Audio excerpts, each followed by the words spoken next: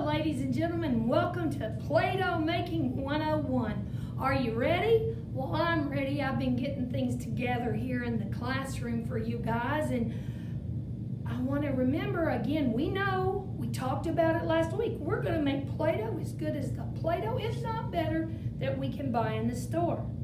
Now remember, today I'm just going to have you create, and whatever you get, that's a success. The only failure is not doing it.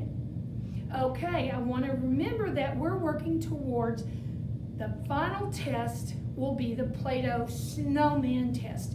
Remember, we spoke about, and I'm going to give you a copy of this. We spoke about what is good Play-Doh.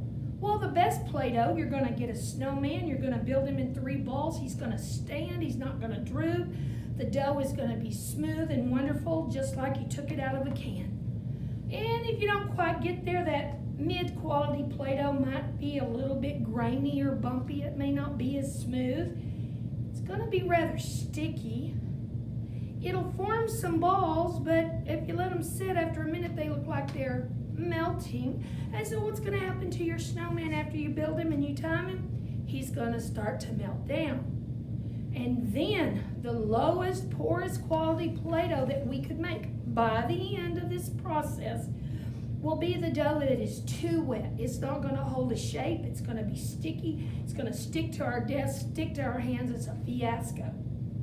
Or the dough is going to be so dry, it's going to crumble everywhere. You're not going to get a ball to shape out of it. It's going to be dry, lumpy, grainy, very sticky, too wet. It's just not going to hold a shape.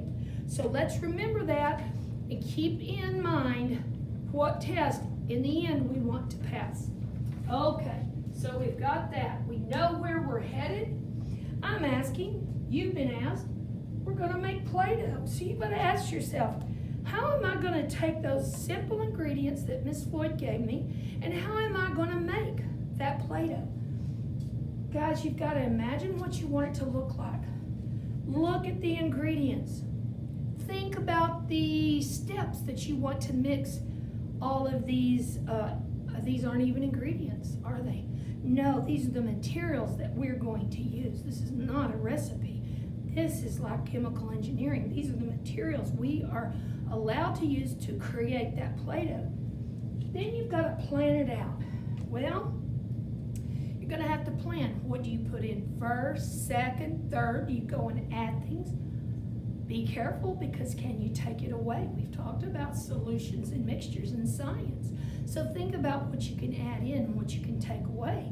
Again, plan it out. After you've got your plan written down and your steps, you want to go on to create your Play-Doh. Now, it's 3 simple ingredients, and here we go. Miss Floyd has measured out to show you 2 cups of flour, 1 cup of salt, and let me warn you, I only had Morton. If I were going to the store to buy it, I'd buy something a little less expensive, because we're going to make several more batches, okay? And then water is easy enough. We're going to use warm water. We don't want it too hot. We don't want anybody burned. Now, be careful if your parents are working with you. They might get crazy with the flour. They might start to put it on your nose or get kind of crazy, you know. It's going to be beautiful weather. You might think about making it outside, because you don't want to make too big of a mess. But again, you've got to be careful. Your parents might get a little crazy and try to have too much fun. And then who knows what could happen, right? So, all you need to know for next week, your plan. Write down what you put in the order you put it in. Create it, mix it up, and then take a picture of it. Take a video of yourself doing this. Remember, all the directions will be posted in your Google Classroom to help you along, and there will be some forms that you can download and fill out and get to me. And we talked about it last week. If you want to go above and beyond, take those pictures, take those videos, and send them to me. Yes, if you want an outstanding, we're going to go a little bit further, and you're going to show it all to me in a video or pictures. You can put your pictures in Google Slides. You're the one who can get creative with how you want to present it to Miss Floyd. Plus, your due dates will be in there. So, get ready to be the mad scientist. Be ready to mix and create And then next week, we're gonna come back and we're gonna improve. There's always time to improve what we're doing. So again, watch out if your parents get a little crazy with the flour, but enjoy yourselves, and we'll meet back next time to see what we can do to improve. And by the way, in my bowl with the spoon, I will mix up a batch, and I'll show you what I get next week, and I'll think about what can I do to improve. So, have fun. I'll see you next week.